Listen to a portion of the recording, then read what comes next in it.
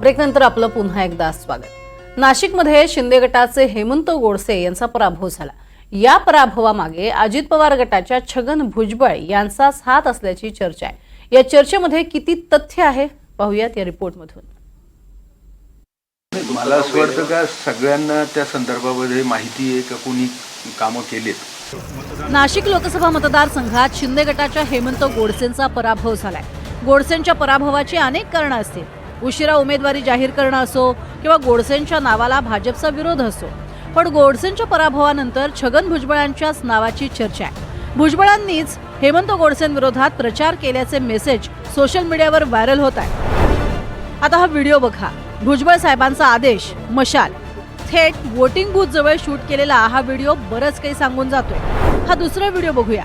इथे मी उद्या 3 वाजेला मतदान करणार, तुम्ही पण करा असा संदेश आहे, पण हाती मशाल आहे। असे अनेक व्हिडिओ समता परिषदेचे पदाधिकारी आणि भुजबळ समर्थकांकडून व्हायरल होत आहेत। विशेष म्हणजे हेमंत गोडसे यांना देखील त्यांच्या पराभवामागे भुजबळांचाच हात असल्याची खात्री दिसतेय।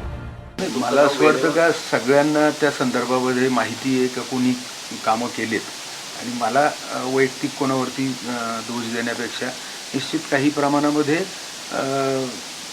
खरं तर महायुतीमध्ये भाजप असेल, महाराष्ट्र नवनिर्माण सेना असेल, शिवसेना असेल, RP असेल, यांनी निश्चित प्रामाणिकपणे त्या ठिकाणी प्रयत्न केले। काही प्रमाणामध्ये राष्ट्रवादीच्या देखील काही पदाधिकाऱ्यांनी निश्चित चांगलं काम केलं, परंतु कोणी केलं नाही हे सर्व जनतेला माहिती। नाशिक लोकसभा मतदारसंघातनं निवडणूक लढवण्यासाठी छगन भुजबळ आग्रही होते। छगन भुजबळांनी नाशिकच्या जागेसाठी स्वतः मोदी शहांनी शब्द दिल्याचं सांगितलं होतं, पण एकनाथ शिंदेंनी दिल्ली दरबारी आपला जोर लावून नाशिकची जागा खेचून आणली। याच नाराजीतनं छगन भुजबळांनी हेमंत गोडसेंचा करेक्ट कार्यक्रम केल्याचं बोललं जातंय।